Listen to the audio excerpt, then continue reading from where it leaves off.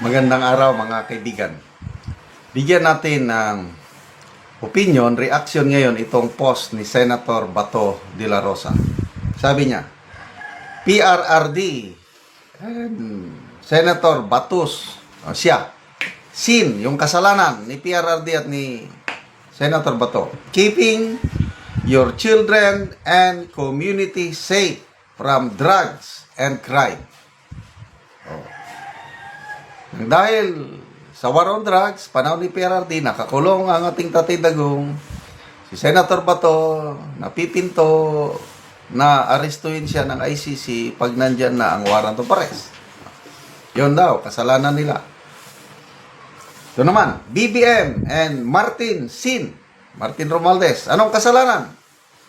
Stealing your children's future by pocketing billions of taxpayers' money. And then ito na, mayroong hamon. PNP, NBI, AFP. Sino dapat huliin? Matindi, ano? Tignan muna natin itong reacted. People who reacted. 21,000 people nag-react. 13,000 ang nag-like, 4,800 ang nag-love, false positive, 2,000 ang nag-care, positive din ito.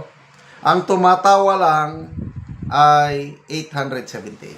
So, halos 98% positive response sa post ni Senator Bato, 2% lang hindi naniniwala. Ibig sabihin, ang ano talaga, yung pulso ng taong bayan pumapabor dito sa ginawa ng mga ni Tatay Digong nung kapanahonan niya. Kasi ako, saksi ako sa pagtahimik ng kapaligiran nung umupo si Tatay Digong pagdating sa problema sa droga. Isalin na rin natin yung sa insurgency, yung mga NPA, talagang tumahimik ang bansa nung siya ang nakaupo. Dahil iba yung leadership niya, kamay na bakal. Kabaliktaran ang nangyayari ngayon. Dahil pusong mamun. So, doon tayo sa paratang. Pagnanakaw sa kaban ng taong bayan, well, these are just allegations muna. In fairness naman, ano? Kasi, pasabog lang muna yan ni Saldico at sinasabi nila, hindi pa naman under oath. Kaya walang value. Kwentong barbero lang daw yun, yung pasabog ni Saldico. Kaya hinahamon nila si Saldico, uwi ka dito, panumpaan mo yung sinabi mo, let due process takes its course. Yon ang hamon. But then, ang taong bayan, yung court of public opinion na sinasabi ko, kanya-kanyang pananaw, kanya-kanyang paniniwala ngayon ang taong bayan. Kahit hindi under oath, may value na yan sa mga taos na nagmamasid. 2 days ago, nung nagpawashing ako,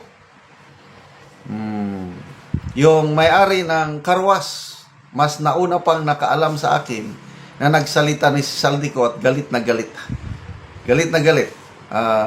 Galit na galit siya sa administrasyon, yung may-ari ng karwas. Sabi niya, marumi silang maglaro itong administrasyon ngayon. Kaya, yun ang aking experience dito sa Mindanao. Wala pa akong na-meet na tao pag nag-usap kami tungkol sa politika na pumapabor, sumusuporta sa administrasyong ito. Ordinary security guard,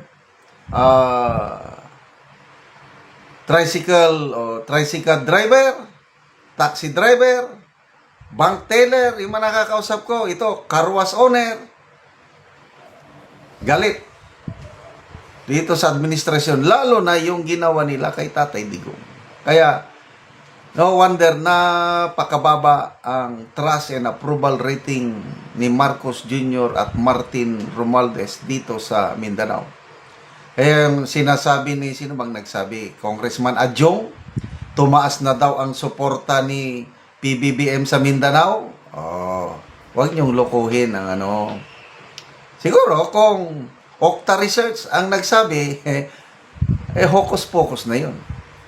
Ang katunayan is talagang maraming galit na taong bayan dito sa Mindanao sa administrasyong ito. Okay, so tingnan natin ang mga comments.